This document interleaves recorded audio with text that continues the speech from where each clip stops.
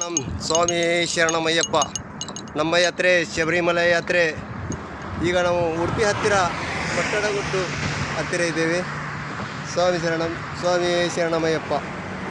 ಇದು ಸೀತಾ ನದಿಯ ಮೇಲೆ ಇರುತ್ತೇವೆ. ಈಗ ಎಲ್ಲರೂ ನಮ್ಮ ಟೀಮು ಈಗ 17 ಜನದ ಟೀಮ್ ಆಗಿದೆ.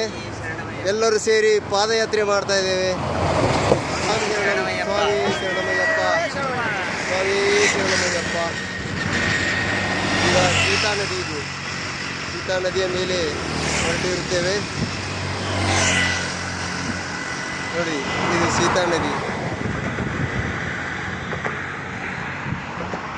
ಈಗ 17 ಜನದ ಟೀಮು ನಮ್ಮದು ಸಾಗುತ್ತೇವೆ ಶಬರಿಮಲೆ ಯಾತ್ರೆ.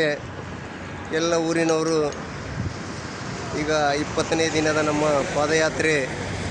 ಸ್ವಾಮಿ ಶರಣಮಯ್ಯಪ್ಪ. ಸ್ವಾಮಿ ಶರಣಮಯ್ಯಪ್ಪ.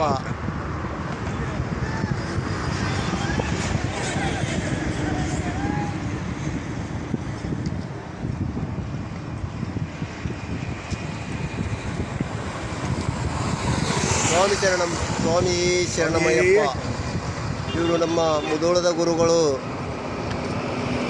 ಸ್ವಾಮಿ ಶರಣ.